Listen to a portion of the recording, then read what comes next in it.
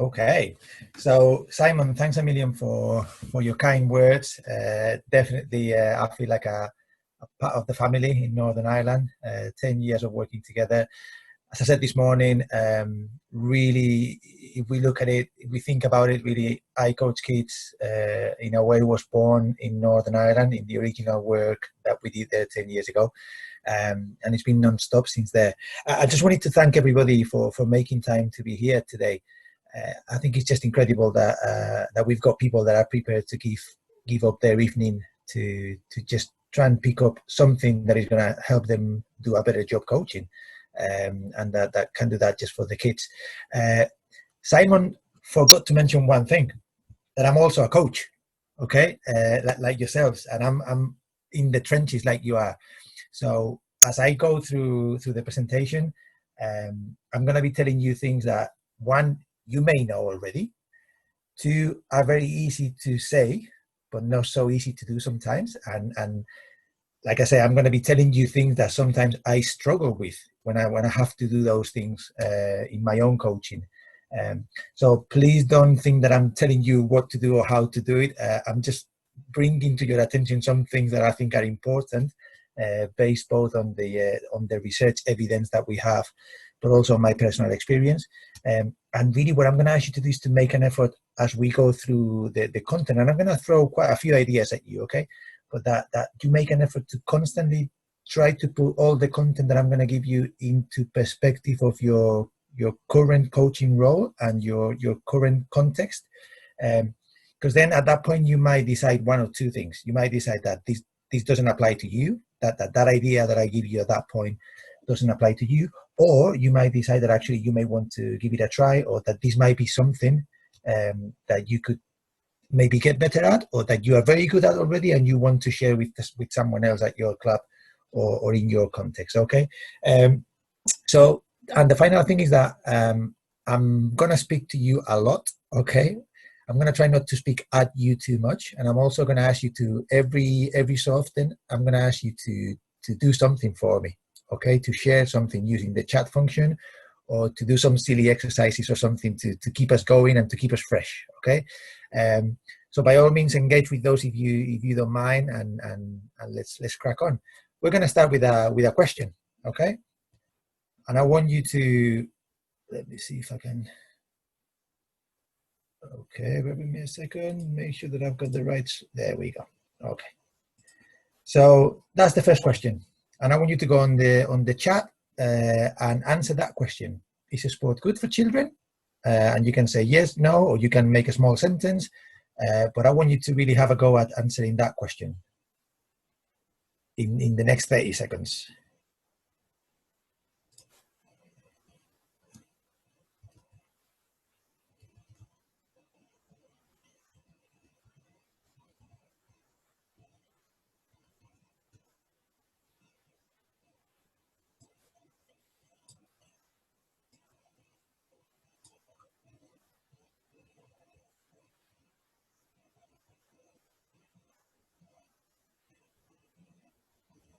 Okay. So lots of yeses, okay, and then a few maybes, depending on how we deliver sport, depending on what happens in that opportunity. And that's what I was trying to get at, okay? Because typically when you listen to most people, and even in the research, it's kind of been taken for granted. And we've talked about sport being good for children, and sport having like this magical quality that the moment that a child steps onto a court or a playing field or a track or a swimming pool, that straight away they're going to enjoy themselves, they're going to be a better person, and everything happens by magic because of the magical power of sport, okay? It's like a sport has a genie in it, and it grants you the wish of being happy and becoming a better person just because you do it. But we know that's not true. There's a lot of research showing that it really depends on the quality of the experience, and the quality of the coaching, and the quality of what happens in that experience, okay? So instead of looking like a magic genie, really sport looks a bit more like a game of Tetris, okay? And if some of you don't know what Tetris is, you are definitely too young, okay? But really what I'm trying to say there is the sport has a lot of moving pieces, And for sport to be a positive experience, we have to get those pieces in the right place, or the game is over, literally, like it happened in Tetris, okay? And yes, we know that sport can be good for the child, and that it can really have an impact on the child at this biopsychosocial level, so improving their physical performance, their health, their psychological well-being, their social skills. We did some research a couple of years ago where we found that sport could really support the development of the self-esteem, self-identity, the emotional development, regulation of emotions, understanding of someone else's emotions, social development, working as a team, being able to cooperate with other people, moral development, cognitive development, and life skills. So we know that sport can do all of this, okay, but only when it happens in a certain way. Remember, we are playing a game of Tetris. Let's not take it for granted, and let's not assume that it's always going to be a good thing. So sport can be good for children then. Okay, that's what we can say, that sport can be good for children, or may be good for children. But so are vegetables. Okay, and a lot of the times children don't want to have vegetables. Okay, and we have to cook them in a particular way, or sell them to them in a particular way, to make sure that they have the vegetables, other than the crisp and the and just the meat and the McDonald's. Okay, and that happens the same with sport. Okay, sport has to be cooked in a particular way and sold to children in a particular way, so they want to consume it. Okay, because if we don't sell it to them or cook it in a particular way, they're going to go to other places and other activities that provide them with that they want. Okay, with that positive experience, and I'll talk a bit more about that later. So, question for you again, back to the chat. Why do children do sport? Why do children like sport? So back to the chat and give me 1, 2, 3 answers, whatever comes to mind about why children do sport. Let's have a look at those.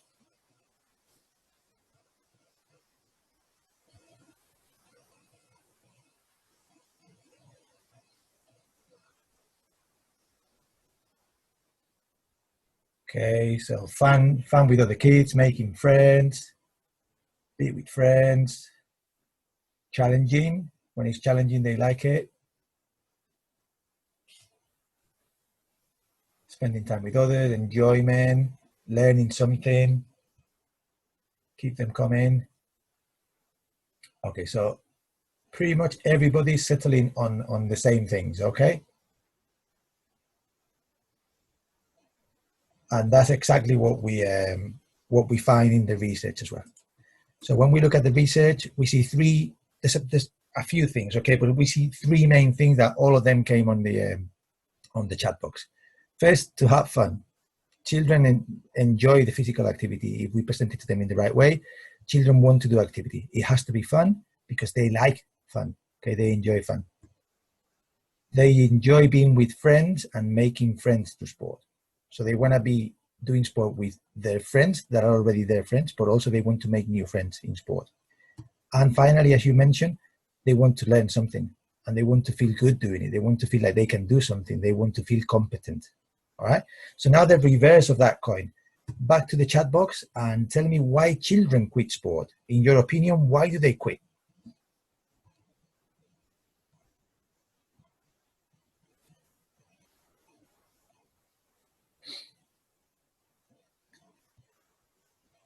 Pressure, getting bored, lack of playing time,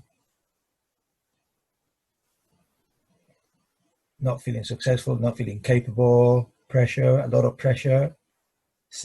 Similar answers this morning. Okay, when it's not fun, when it's repetitive, when it's too difficult, when it's not challenging.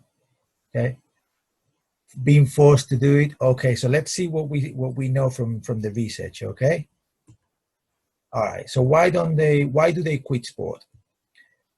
First, when it becomes all about winning, when winning is the main purpose of sport, a lot of children drop out. Okay, some children really enjoy that and thrive and cope with that. The majority really find it difficult when all we talk about is winning, and when all the judgments of enjoyment and competence are done through winning or losing. Okay, so that's a difficult one. Second, when they don't feel competent or capable of responding to the demands of that environment. Okay, when we are asking them to do things that they're not ready for, or when we're being critical in a way that shows them that they're not competent. Okay, that really turns them off very quickly. Third, when it becomes too driven by the adults and it becomes a replication of adult sport in everything, in the competition format, in the way we play, in the priorities that we have for the sport, in how we deal with each other and with everybody in the environment. They don't like that. And again, as you mentioned on the chat, they don't like it when parents are pushy or put a lot of pressure on them. Okay, so any of these four are very easy. They will very quick turn children off sport. Not every child, don't get me wrong. Some children really enjoy the idea of winning, and some children are very resilient. But we're talking about in general terms here, okay? Again, that's a point that I'm going to make throughout the session, that I'm going to speak in general terms, okay? There are different children that enjoy different things, okay? But that's what we know from the research.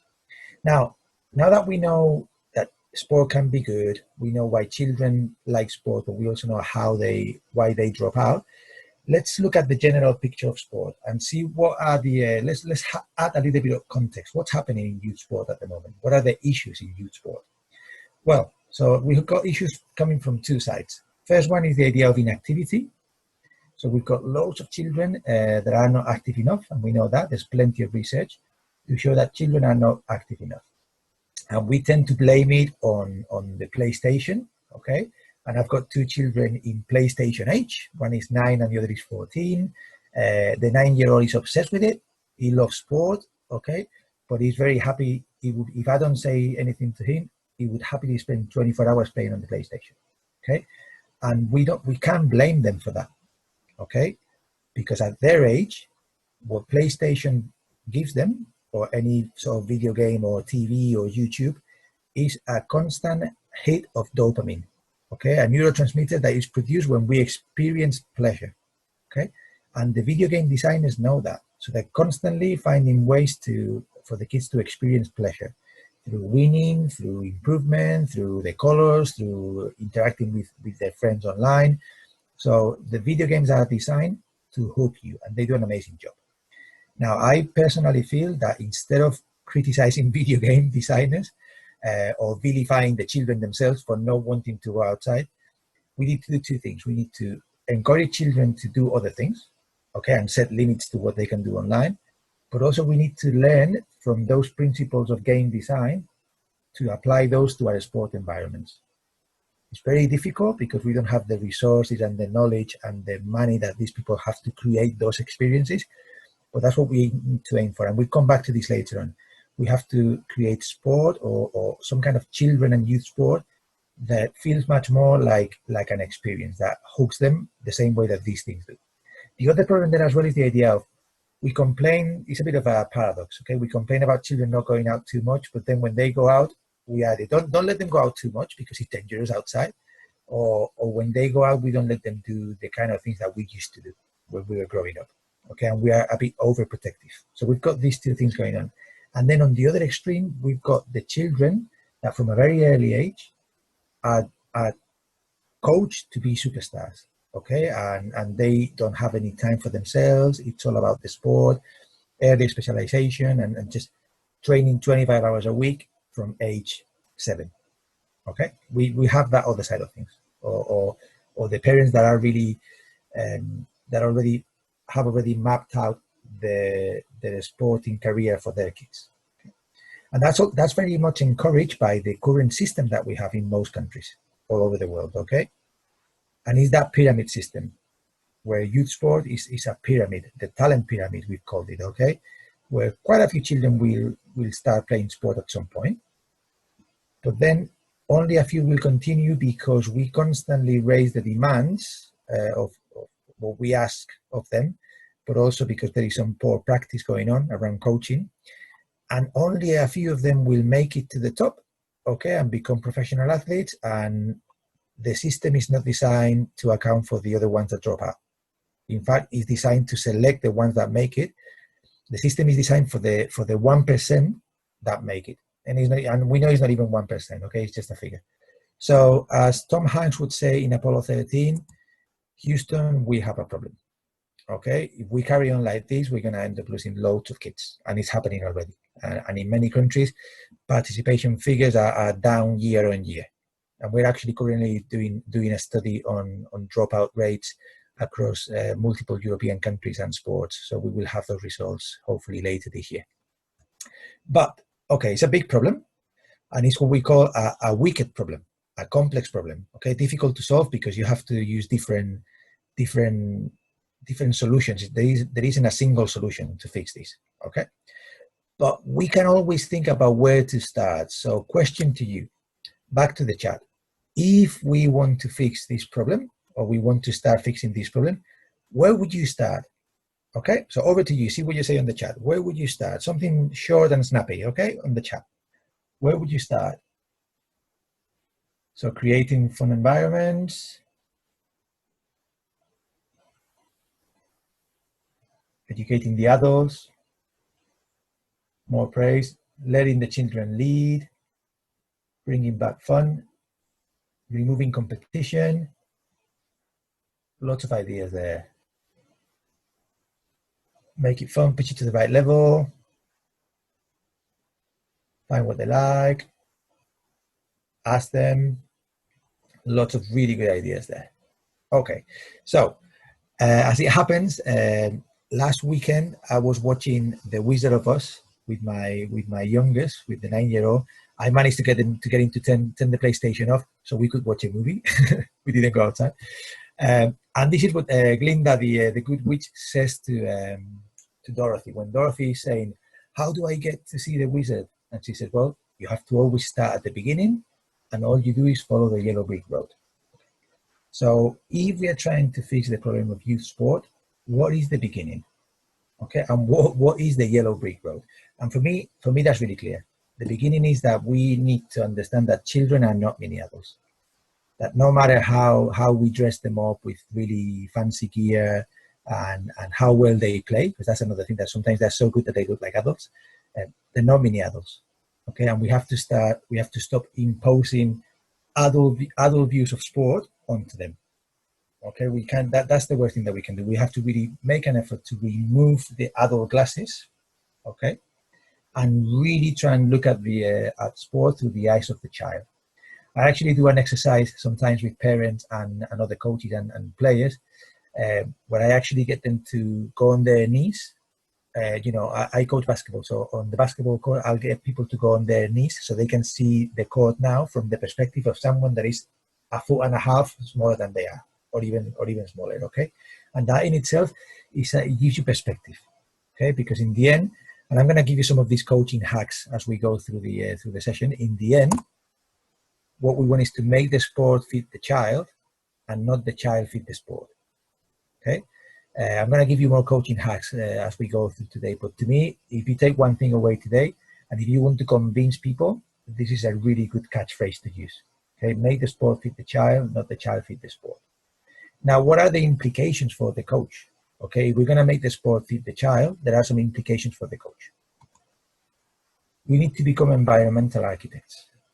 Okay, because we're going to have to, if you want, retrofit that environment, which is normally going to be set up for adults, into something that works out for the kids.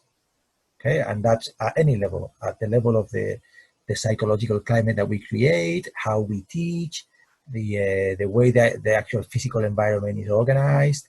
And the problem with that is that to become a good architect, we're going to need some good tools. We're going to need a pretty good toolbox. Okay. And those coaching skills or those thinking skills, unfortunately, they're not available to every coach. And again, it's not through the coach's fault, because the majority of coaches we know are volunteers. Okay, I don't know how many of you will be volunteers and how many of you will be paid coaches. Okay, but we know that the vast majority of coaches are volunteers that are actually just by being there. That's a big thing. You know, they're doing a great job just by being there. Okay, and perhaps don't have the time to go on a lengthy qualification, or they don't have a lot of time for planning. So it's how do we help these coaches that don't have a lot of time and don't have a degree in coaching or anything, or sports science or anything like that, to develop these great, amazing environments. Okay, how do we give them these tools? So some of you may be thinking, that's mission impossible. Okay, we can't do that. It's impossible to do that. Okay, obviously I'm on the other camp. I think it's mission possible. Okay, I don't think it's mission easy, because it's not easy, but I think we can do things to support coaches out there. Okay, so before I tell you what we've done so far to try and support coaches and the work of iCoachKids, I'm going to give you a little exercise. Okay, first silly thing that we're going to do today, we're going to give you an anagram. It's 2 words, and you have to work out the original word. Okay, and there is a clue. And first person to put it on the chat wins. Something we all need to get used to going forward is 2 words, and it contains all those letters. Let's see what you come up with. Oh, wow, that was quick. Wow, have you seen that before, or were you just that good? Because it took me a while to work it out the first time I saw it. So it's social distancing. Okay, social distancing. All right, so we need to get used to this. I actually did my first session back with my group, with my 14-year-old basketball players. We did a strength and conditioning session in the park, in the local park, and we had to do social distance. And the kids were great with social distancing. The parents were terrible. They were really, it was really difficult to keep the parents away from each other. That was the biggest job last night. Okay, so like I said, is it mission impossible? No, we don't think so. And that's why we set up iCoachKids. Okay, iCoachKids was originally funded through an Erasmus grant of the European Commission. So we brought together initially 9 partners from all across Europe to develop this not-for-profit project, now actually a movement, because we are operating in 4 different continents, to support the development of the coach that I was talking about, the coach that we all are, okay, the volunteer coach that doesn't have a lot of time. How do we support these youth coaches to be the best they can be?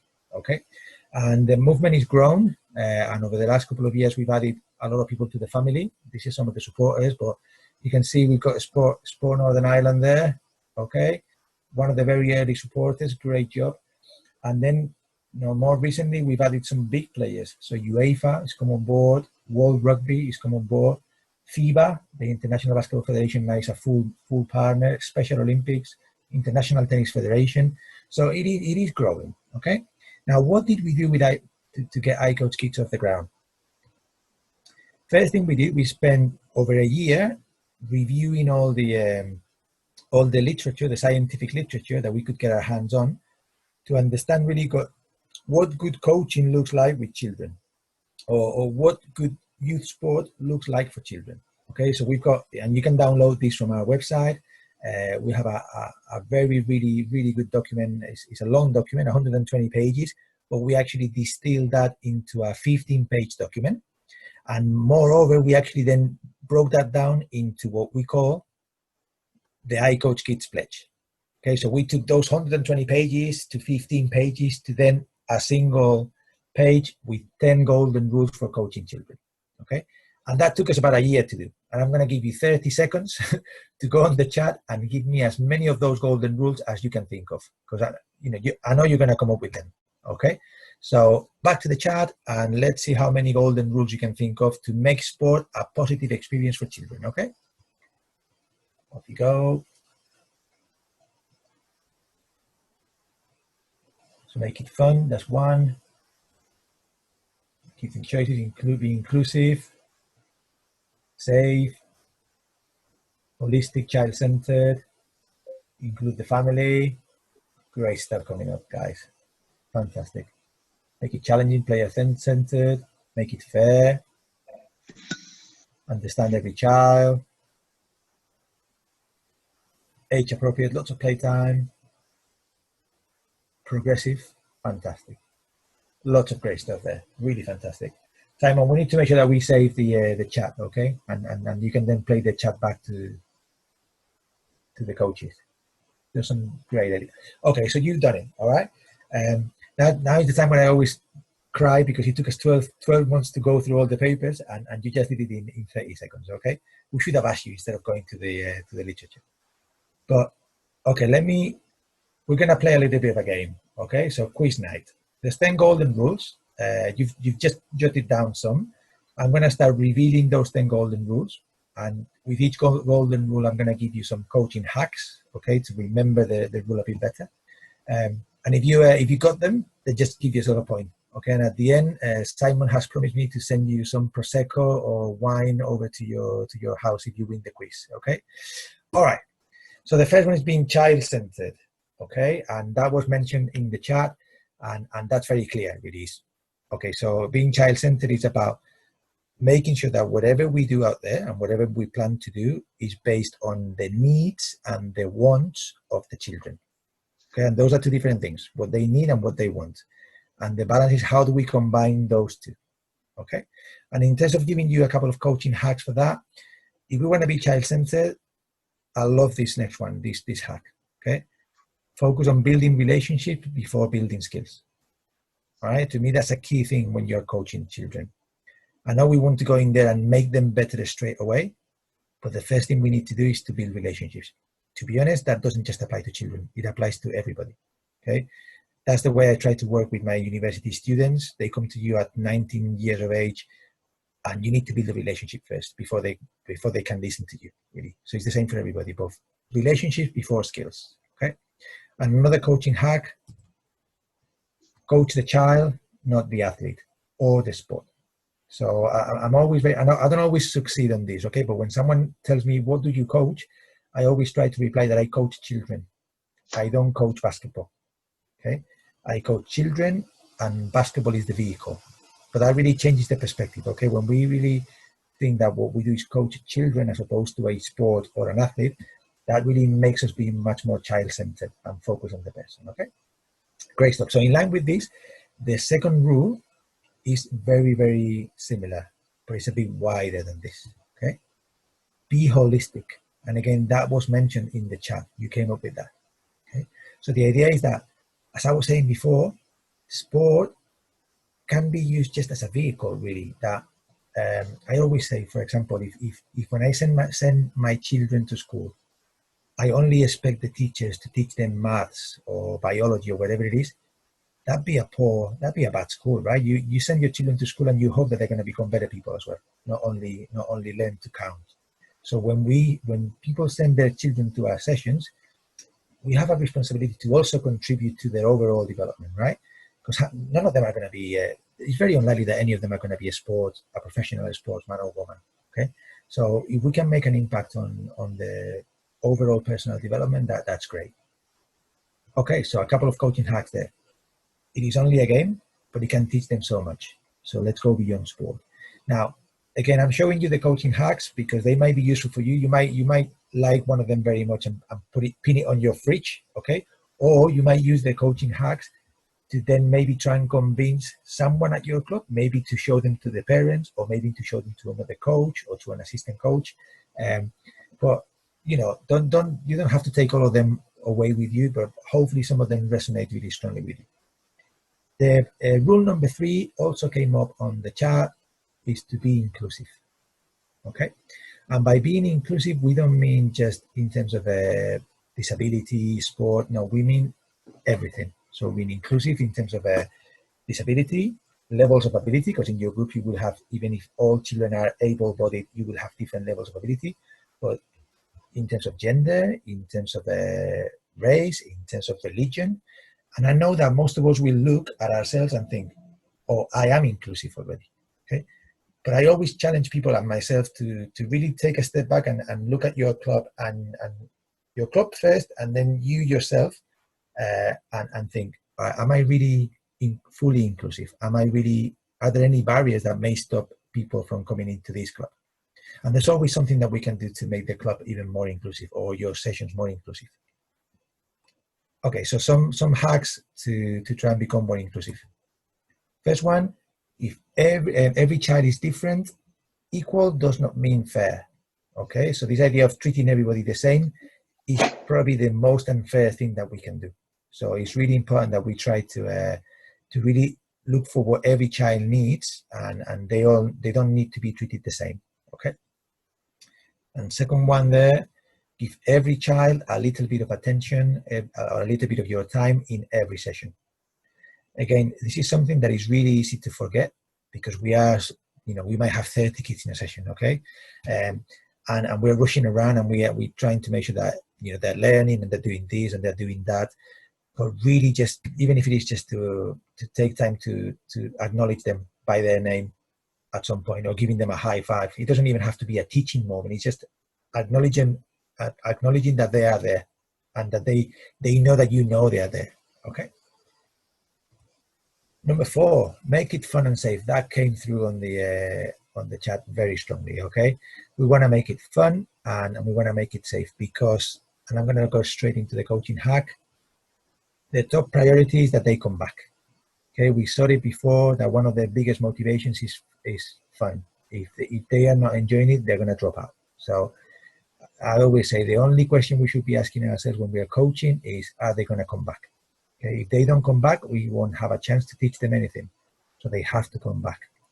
And linked to this, really, my next coaching hack is this. If in doubt, always choose fun. Okay, there are plenty of times when we are coaching, and this happened to me yesterday, okay, last night, that you're doing something and all of a sudden you look around and you're not sure if actually that's right, that if they're actually getting what you wanted from it, if they're not enjoying it and they seem to be disengaging. And at those points, my default is always, okay, let's do something fun, and hit the reset button and let's start again. Okay, so if in doubt, if you don't know if the session is going well, always go with fun.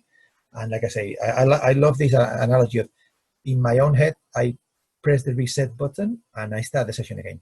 And by doing that, by pressing the reset button, it also resets my state of mind, because it might be that I'm already getting a bit grumpy because I think I'm doing a bad job. So just reset and restart. Okay. All right. And number 5 is prioritize the love for sport above learning sport. Okay.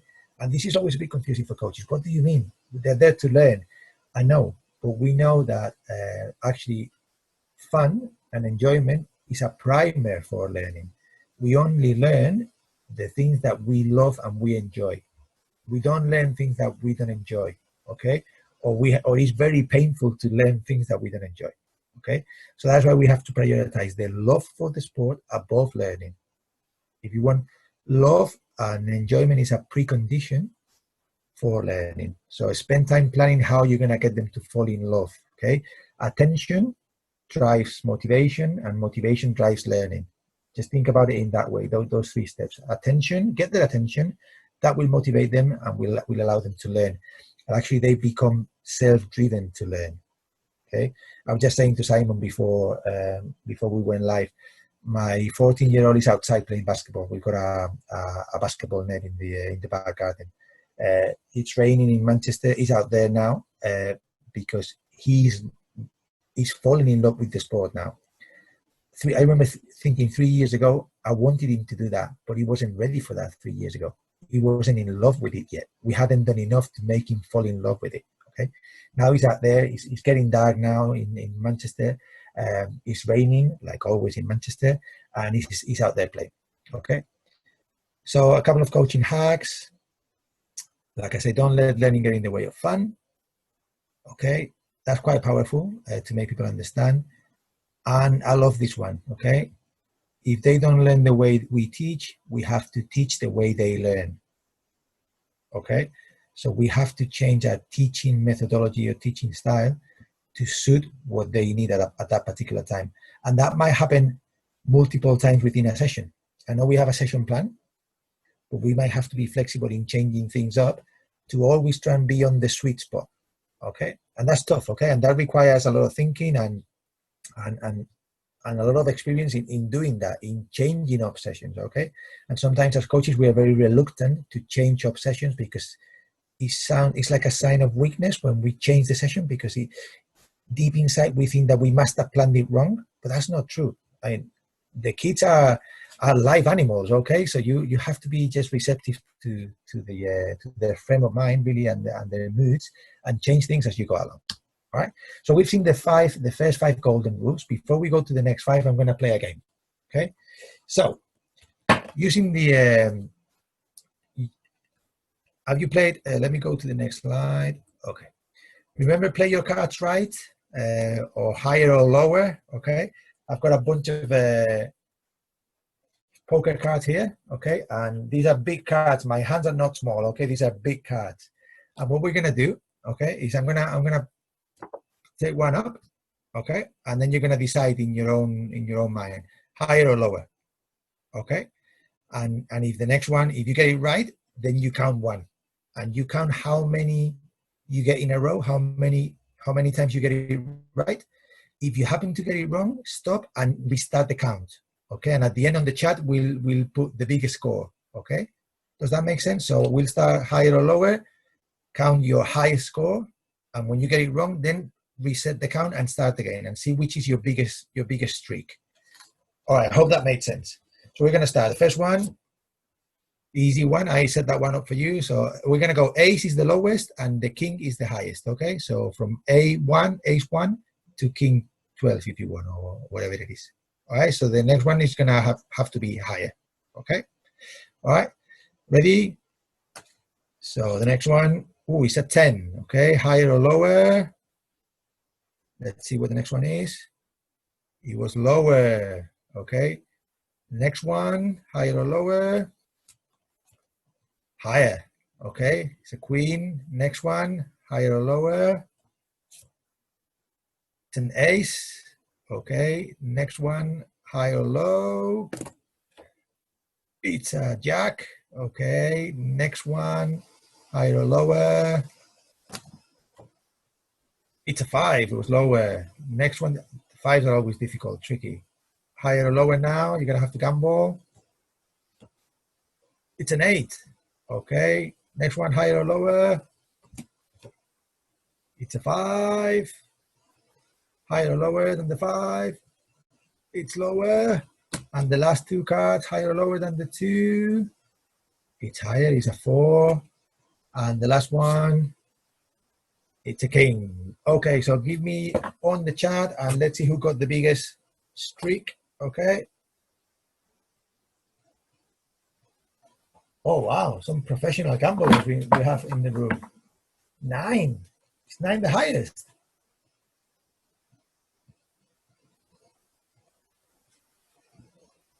Well done. Lots of 9s, okay, fantastic, okay?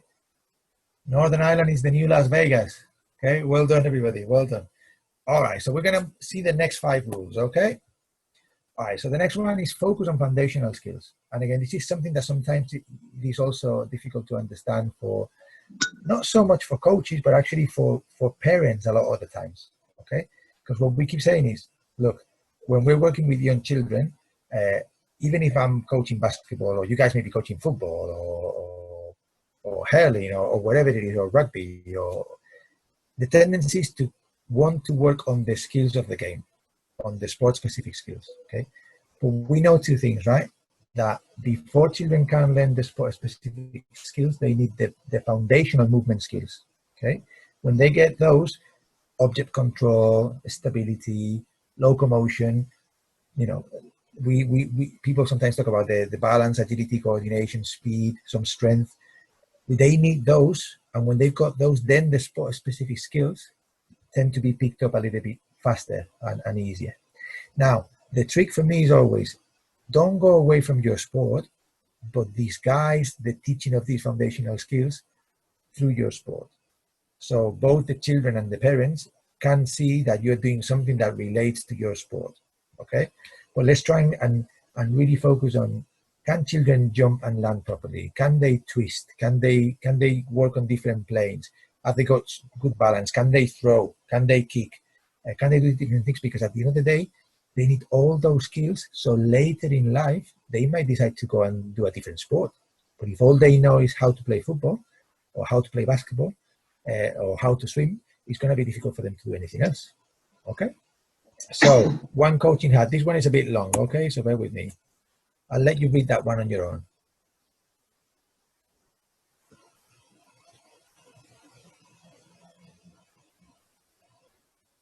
So that's basically saying, look, the same way that we wouldn't teach a kindergarten child to do calculus, and we start with basic, learning the numbers first and then learning the basic sums and subtractions. That's what we need to do when we're coaching kids. If we try to get them straight away to learn the Maradona turn or whatever it is, we might be doing them a disservice. Back to this idea of, if they haven't got the competence to do that, are they going to go home thinking, oh, I suck, I don't want to come back here anymore? Okay, so let's try and build it up progressively and give them the foundational skills to do sport. And this is the other one, okay, as I was saying before, less than 1% of them will become elite athletes. However, all of them can become active and healthy adults. And again, that's something that when we're coaching kids, we need to really have at the forefront of our minds, that we are not coaching Olympic athletes. Okay, you know, I've been very fortunate that because of the club that I work in, I've coached quite a lot of international athletes. But of those, very few have got to play professional basketball. Very few. We've got lots of kids that have gone to play in the college system in the States, but very few of those players have played professional basketball. And hopefully, the majority of the players that we've coached over the years are still playing or doing something active. Okay, that's how you need to really measure success. Really, are we giving them the tools to continue to be active and healthy adults when they grow old? Okay. Number 7, I know is gonna how do you say it in English? It's gonna rattle some cages. Okay, engage parents positively. Okay, I don't think that actually came up on the chat when we asked the question before, but that's an interesting one, because we need to move away, and I'm going to go straight into the hack, away from the idea of parents are the enemy. Parents are not the enemy. They are our biggest resource, okay, for multiple reasons, because all parents have some abilities that you can use as a coach, okay, from taking the register to taking money to driving the bus to whatever it is, to organizing to refereeing, but also because they know their kids, okay, and we need to make sure that if we speak to the parents, they can give us some really good ideas as to the best way to engage with their child, how to get the best out of their child, okay? And like I say, rather than seeing them as the enemy, for me, the key is to keep them informed. So the next coaching hack is this idea of an informed parent is a happy parent. Just be proactive. I mean, think about if you have kids of your own, how do you feel about your kids' school? You know, do you prefer that the school keeps you posted really about what's going on in the school and about what your kids are doing, or do you just want to hear from them every parents' evening when they see you for a minute and then they dispatch you to the next teacher? Or would you like to get something more of a regular update about your child, or even just someone coming to you and saying, how are you? How is your family doing? Okay, so that's very important that we inform parents about what it is that we're trying to do, our coaching philosophy, what are you working on. The more we let them know, the less likely they are to not only to challenge it, but also the less likely they are to try and intervene. Because a lot of the time when parents, in inverted commas, step out of line, is because they're trying to fix something that they don't understand. Okay, and we need to really help them understand why we do what we do. Number 8, and again this came up on the chat, plan progressive programs. Okay, very important. You know, we need to make sure that we think long term. This point is about really thinking long term and thinking about, okay, so if I'm working with 9-year-olds, what do they need from me now so they can be 10 years from now? And I always say that's the curse of the children's coach, that the impact of what you do is mostly going to be seen 10 years later. So we need to be mindful of that. You know, what do they need now? What are they going to need in 2 years from now?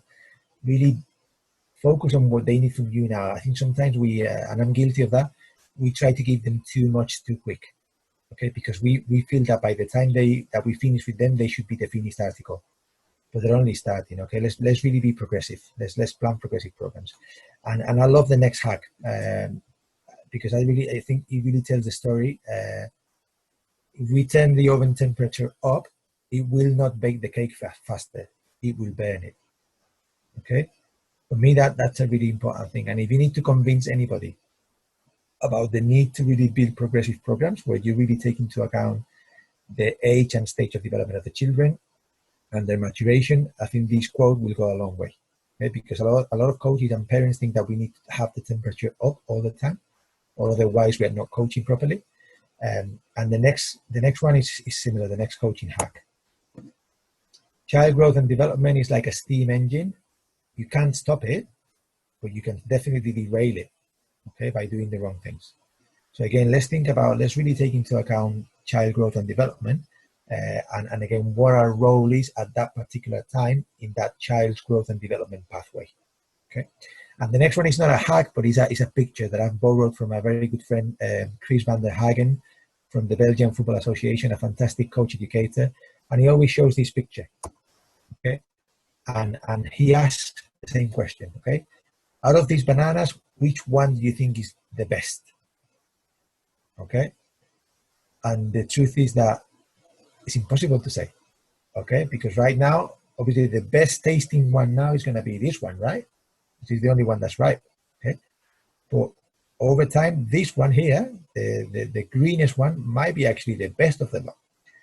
And these are the children that we coach. And I'm sure that if you think about the children that you coach, you can think of children that look like this banana here, some of them that look like this, and we need to give every banana the chance to rip it. Okay, and again, that's tough because it's difficult to have that patience. Okay, but we owe it to the kids. Okay, and Chris always says we have to coach all the bananas, and that always stays with me. We have to really coach all the bananas. Okay. And number 9 is the idea of, okay, so there's not one size fits all, and there's not one trick ponies as a coach, okay? You have to use different methods to enhance learning. So, for example, I'm going to give you 2 extremes, okay? There is I'd say a pretty big battle out there between coaches and researchers that say that everything should be games-based, okay, that we should never do drills, okay? And coaches that are very comfortable doing drills a lot, and they do drills most of the time and then have some games at the end, okay? And I guess what I'm saying is, well, the main thing is to understand that there are different ways, different methodologies, and different coaching pedagogies, different things that we can do, different activities. And the main thing is to understand what each of those activities is giving you, okay? So a drill is going to help you build a skill, okay, or a technique, I should say, okay? A game is going to see how you can apply that technique into a live environment, okay? And a game will also give you some tactical elements because now you have to put that into context, okay? But we have to make sure that we are mixing all these things because, for example, if we ask children to play a particular game, but their skill level is not appropriate, they won't be able to play the game. They're not going to enjoy it. The skills are not going to develop by themselves only by playing the game. Okay, some skills will develop just by playing the game, but we need to underpin those with some drills that are going to help the kids. Okay, so I think the trick is to find the right time and the right place for the right activity, for a game, for a conditioned game, and I'm going to show you the next hack. Okay, because it is about that. So, do they need a drill? Do they need a traditional playground game, like a game of Tig, okay? Or is it a small-sided game they need? Or is it a conditioned game, like a 3v2 or a 5v4? All of these activities have a place and a purpose, okay? And we cannot say, I'm a games coach, or I'm a drills coach. The best coaches will use different things at different times to suit the needs of not only the group, but every child, okay? Mix and match, right? And to go together with these, there's another coaching hack that I like quite a lot. That sometimes actually the best thing to do when coaching is nothing and to let them work it out, okay? And the caveat that I always give with this is, okay, so if you're going to coach like this, where sometimes you're going to step back and just let them work it out, you need to make sure that the parents know what you're doing. Because if you spend 2 minutes saying nothing and out there it looks like chaos, I can guarantee you that the parents are either going to step in and do something, or they're going to come to you and go, that's not coaching because you didn't say anything when they were doing it wrong. So you need to really prime the parents to understand this, okay? That sometimes you are going to just let the kids try and work it out, because what's the worst that can happen? They might not work it out, but at the very least, you are encouraging them to take ownership of what they're doing, okay? And of course, that's going to be difficult for a 5-year-old, okay? But over time, they'll get better at it if you do it a little bit every time. And finally, I know this one will also have some, because it was on the chat, the idea of using competition in a developmental way. Okay, so again, I'm very clear. We are not pro competition or against competition, because again, I know that there are some coaches that are coaches or academics that are either or.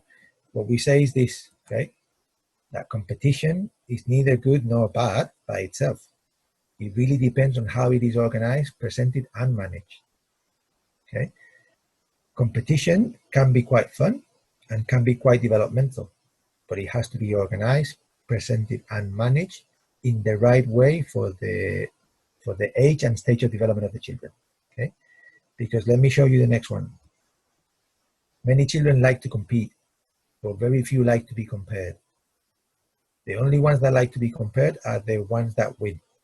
Okay, so we need to be mindful of that. Okay, and when do we start these comparisons?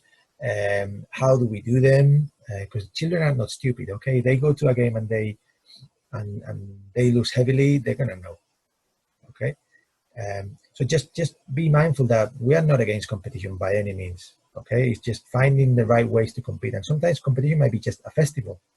Okay, and in the festival you may keep score, but you may mix teams up, so they end up playing with kids from another team, or the competition might be actually a one-on-one competition or a target competition. So you can create different ways to compete that don't have to be replicas of the adult competitive ways. Okay. All right. So that's the 10. How does that sound? If you got all 10, write to Simon and he will send you the Prosecco bottle. Okay. But how does that sound? Because I'm going to challenge you now. Okay. And I've been talking about this. I said it before at the beginning of the webinar. I'm going to be telling you things that I struggle with. Okay, so it's easy to give you the theory. It's another thing to actually do it in practice. So I wouldn't expect anybody, including myself, to be able to do all these 10 things, because probably you are now thinking or feeling like this, that if I have to do all of that, okay, that's what coaching looks like. And the reality is that actually, yes, coaching looks a little bit like that, like spinning plates. Okay, but we have to be a bit more selective. Is what plates do we want to spin? Okay. Great coaches might be doing all of these 10 things and creating these kind of environments kind of naturally after decades and decades of coaching and studying, right? For beginner coaches, doing all of this is going to be very difficult. So what I like to do is use this as a bit of a self-assessment tool. Okay, from all these 10 things, which ones do I do pretty well already?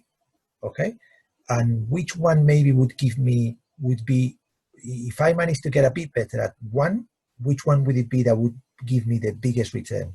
Okay, so I'm going to ask you a question now, and we're gonna go back to the chat, okay, to give me the answer. Which of the 10 golden rules is the hardest for you, or the one that you think you could get better at? Okay, so I'm going to put them back on so you can answer the question. Which one of those 10 you find the hardest? And in reply to Will on the chat, I need to look it up because I don't know what David Market Submarine is. So being holistic, the parents, prioritizing the love about learning, competition. Okay, so a lot about parents and competition, and prioritizing the love and the fun over the learning. Okay, that seems to be coming through quite strongly. 5, 7, and 10 are winning the day. Okay. Yeah. Okay. So that's really interesting. Okay. And again, it's not dissimilar to what we saw this morning or to what I normally see when I do this with other coaches. Okay. 5, the idea of making it fun and prioritizing fun over learning. How do we engage parents positively, and how do we use competition in a developmental way is something that comes up all the time. Another one that comes up all the time as well is the idea of using different methods to enhance learning. The idea of mixing pedagogical approaches, from drills to games to condition games to small-sided games, when to use each of those. Okay. Okay, so we still think that that's a pretty big menu. Okay, and what we did with iCoachKids is, okay, now that we have the menu of what people need, how can we support coaches that again may not have a lot of time, may not have the money to spend on coaching qualifications, may not have any coaching qualifications to go to, because maybe in their country or in their governing bodies, they don't have a qualification that is specific to children. Okay, so what can we do to support these coaches? And that's where the idea of the resources of iCoachKids came up. And if you haven't been on our website, by all means, go, please.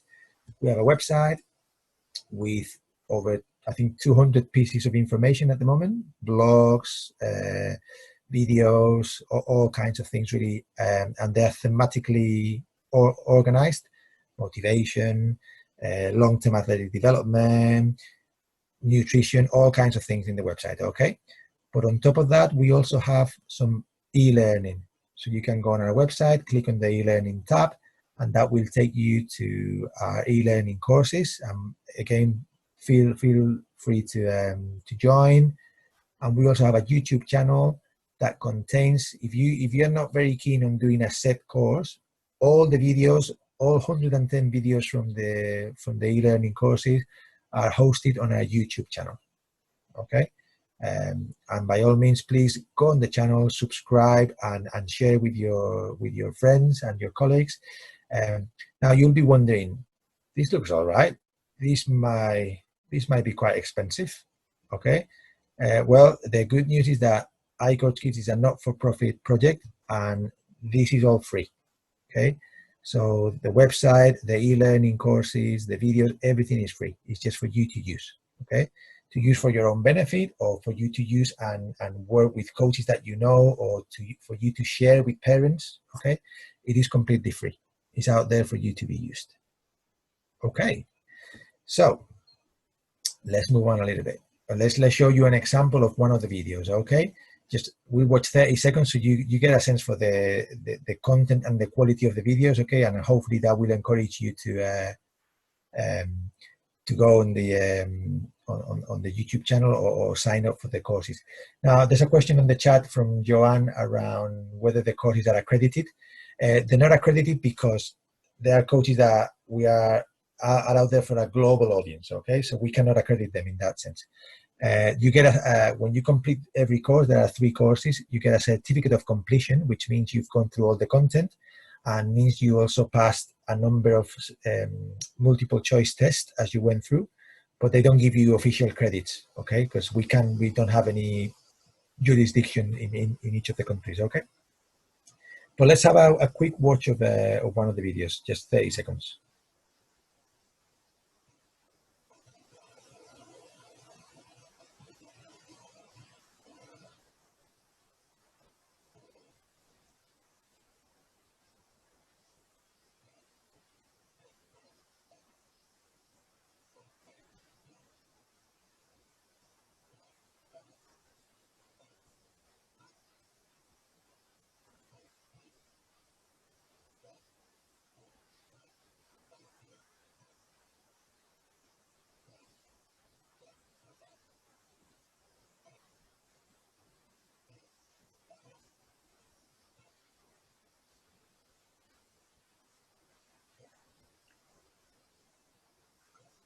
Hi, Serge. We're not getting any audio from Stacey at the minute. Oh, are you not? Okay.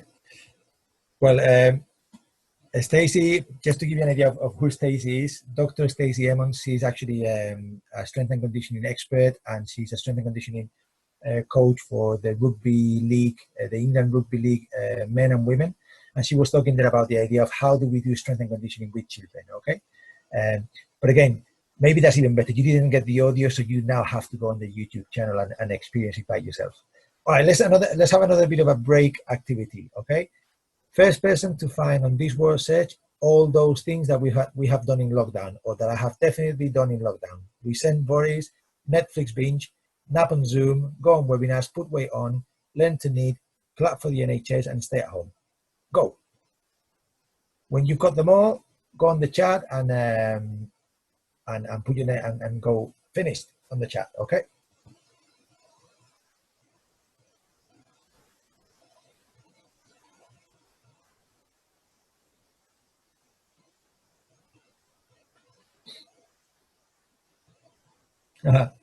Don't draw them because everybody will see them.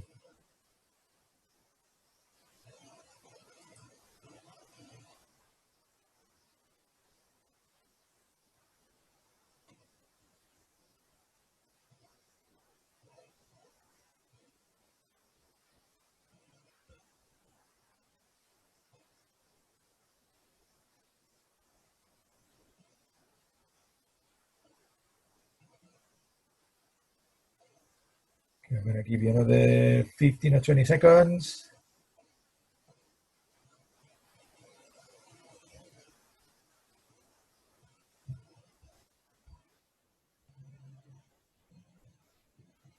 Okay, done. Who was that? Alan Kerr was first one. Okay, so let's have a look at where they were.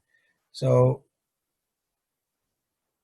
okay, resenting Boris was diagonally and backwards. So that was a difficult one to find. Netflix binge. Nap on Zoom. Hopefully not today. Okay. Go on webinars. That's what you've done today. Put weight on. That's what I've done. Learn to knit. I'm thinking about that one. Clapping for the NHS for great reasons. Okay. And staying at home. Okay. To keep everyone safe. Okay. So well done to Alan. Okay. And Karen was saying that she couldn't find put weight on, even though that was what she's done the most. Okay. Sorry, Karen. Okay. So we're going to move on. All right. So now how do we, the next thing that I wanted to quickly chat to you about and just offer you some ideas is how do we create a positive coaching climate? Okay. If we're saying that the key is that they come back, that we want children to come back, is how do we do that? How do we create a climate that is so positive that they want to come back? All right, so let's have a look at some ideas. Okay. I'm not going to go through a lot of detail, but just some thinking tools for you to start thinking, okay, can I do this? The first one is quite new. It's something that I've come across relatively in the last few weeks, but really made a bit of an impact on me. Actually, it was a recommendation from my wife, this book called The Experience Economy. And let me just take you through it really quickly. So these guys talk about how in order to get customers to stay with your business, companies have moved from a commodity-based economy to an experience-based economy. Let me explain that. So if we talk about Starbucks, for example, okay, how the hell do we accept that we can pay £5 or more for a cup of coffee? Okay, because if you go to the lower level, the commodity, which is the coffee bean, that's like a 30p a kilo or something like that, or 3p a kilo. I can't remember now. When you actually grind that coffee bean and you've got the actual coffee, okay, that's like 80p a kilo, okay, or even less, okay. If someone makes a coffee and gives it to you, that might be now like £1.50, £2, okay. If then you have that in a fancy coffee shop where, you know, from the moment they pour the milk and how they talk to you and they talk to you by your name and you see the community board and everybody feels like that in Friends, the TV show, that's why they charge you £5, okay? And you will keep coming back there, okay? Even though they're clearly overcharging you for a cup of coffee. And we all keep going to Starbucks and Costa Coffee instead of going to the trailer down the road where they sell similar coffee, or McDonald's, for example, which does pretty good coffee as well. Okay, so that's what we're thinking. I know that the coffee lovers out there are killing me now because they probably think that McDonald's coffee is terrible. Okay, but the idea there is that how could we think about our coaching sessions or our clubs from this experience economy point of view? How can we turn a child coming to our club into a bit of an experience for them and their parents that helps them to come back? Okay, so something for you to think about. But I think there's a lot in there that we can learn from. Okay, from this kind of activity. For me, another area is to really understand what coaches do. Okay, if you look at this diagram, and there's a lot, I'm gonna talk you through it. Okay, but traditionally, we think that coaching is about this at the top here: conducting, practice, and competition. Okay. But we know from research that that's not the case. That's just the tip of the iceberg, literally. Okay, that in terms of what we need to do is, first, we need to really understand the context that we are in. Okay, because it's not the same coaching my under 14 National League Prem team to coaching the Saturday morning session that I do as well with some 7 and 8 year olds. Okay, it's a different context, even if it is in the same club. Okay, then I need to understand my own values and beliefs. Okay, because if those are not aligned with those of the context, then that's not going to go down well. Okay, that misalignment is going to cost us. And then what we know as well is that before we get to do the practice and competition, we need to really, based on the values and beliefs and the context, develop a clear vision for that activity. It might be my session or it might be the whole club. What do we want to achieve? Okay, because only when we know what we want to achieve in that session, then we can set out to create an environment that is going to allow us to develop that vision and that mission. Okay, and only when we know, when we've got that environment, we can then set out to build relationships within that environment. Okay, because we have now a clear idea of the vision, a clear idea of the environment we want to create to fulfill that vision, and then we can set out to do the relationships. And only then we can think about practice and competition and drills and winning. Okay, we need to start here. Okay, so that's just one way of thinking about, okay, if I want to create a good environment, I need to start right here, understanding the context, understanding my values, and what do we want from that session. Okay, because if my goal is just to make sure they keep coming back, that's my priority goal, then the environment is going to be very different. Okay, something to think about. The next one, another model, this is a motivational model. Okay, this is called self-determination theory. Basically, it says that human beings have three major motivational needs. Okay, and when we fulfill those needs, experiences that allow us to fulfill those three needs, we keep coming back to those experiences. Okay, so when we're doing something, and let's start at the middle here. When we do something that makes us feel competent, okay, we have a tendency to come back to that environment. When we do something that makes us feel connected to others, we tend to come back as well. And when we do something that makes us feel like we've got a bit of choice, okay, and that we do what we do is because we want to do it, okay, again, we keep coming back to those things. When an activity fulfills all those three things, we will definitely go back to that activity.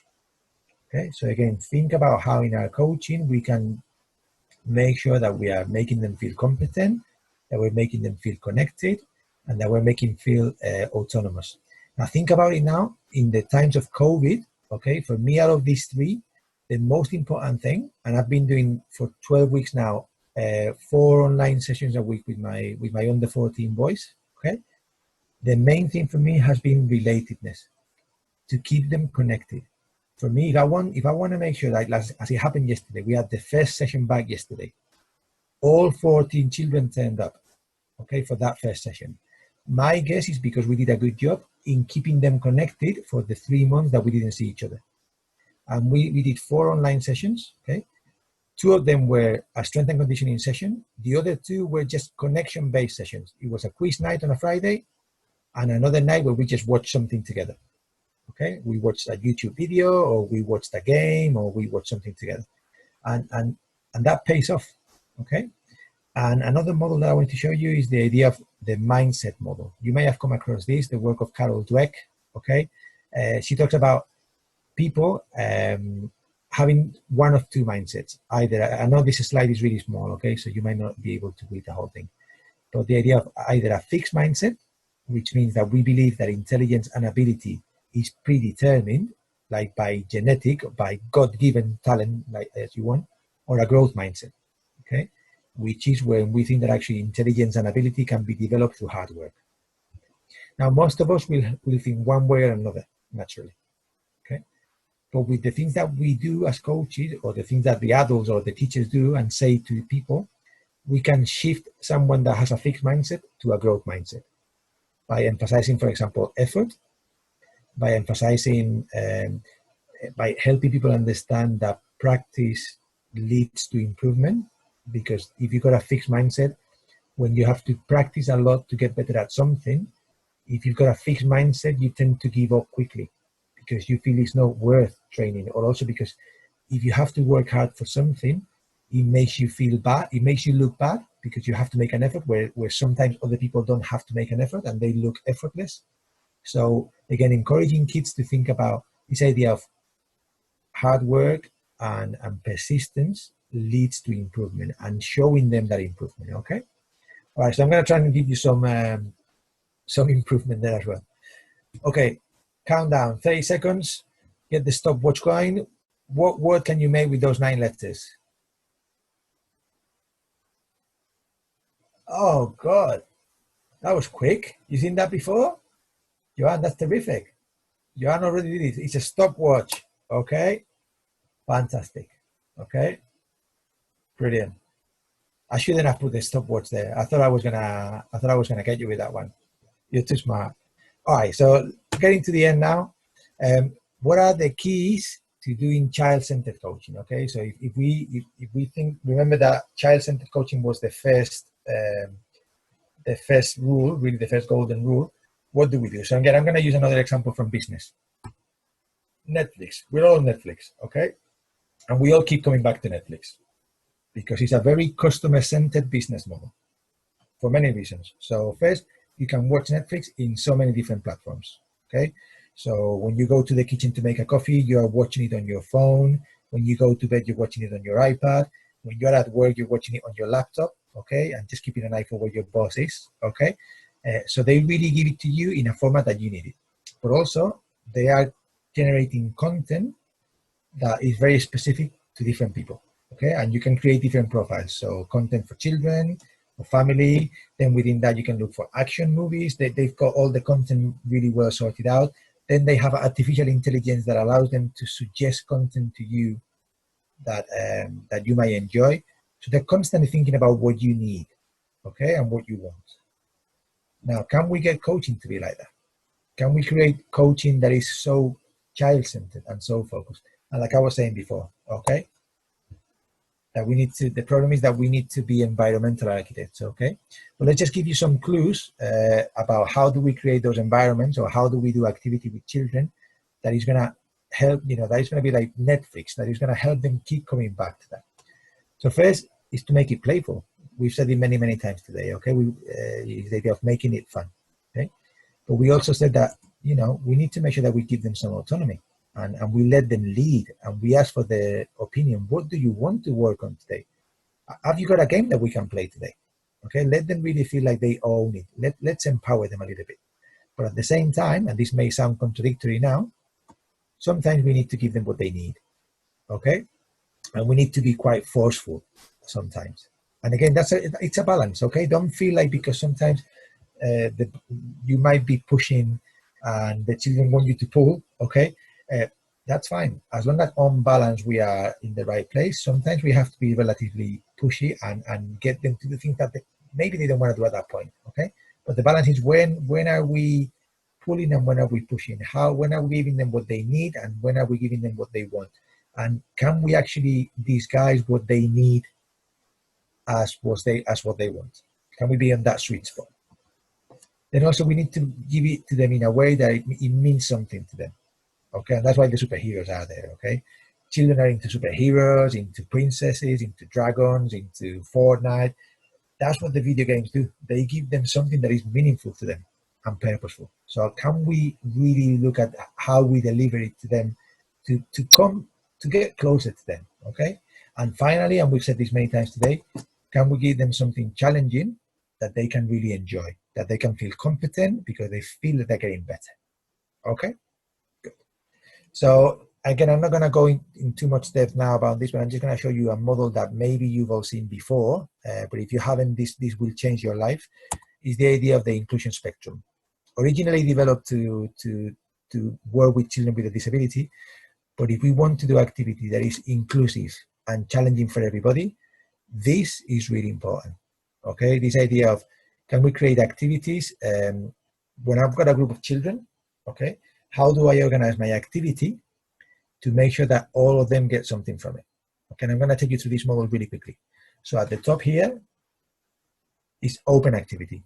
So every child is doing the same thing because we feel that that's okay, that they can all thrive in that environment, okay? At the bottom here is everybody's doing the same activity, but in ability groups, okay? So we have 20 kids, and we got the 10 most advanced on one side doing the same thing as the others, but they're now competing in the same ability groups, okay? We can also do separate activity. So we actually, this child needs to work on their throwing, this child needs to work on their kicking, and this child needs to work on advanced kicking. So we separate them a little bit, okay? I wouldn't advise you to separate people for the whole session, because that again, that's a bit segregational really, and children don't react to that very well. But at times we we can go through all these different types of activity in the same session. So I start with open activity, then change to parallel, then go to separate, then go to modified. So modified is when we are all children are doing the same game, but we put conditions on that game. So we make it harder for the child that is quite advanced. So for example, the child that is very advanced, we say to them, when you've got the ball, you can't run with it. You can only pass it. So they have to get used to passing it. Okay. Or the child that is less advanced, we say, you can take an extra step or an extra dribble or an extra whatever it is. Okay. So those are different ways to modify activities to suit everyone. I'm going to skip this really quickly because we're running out of time, and I'm going to finish there. So we've got at least 10 minutes for you to ask questions. Okay. So I'm very conscious that I've talked at you for so long. Okay. And I've thrown I've thrown so much information at you. Okay. So let's open for questions a little bit.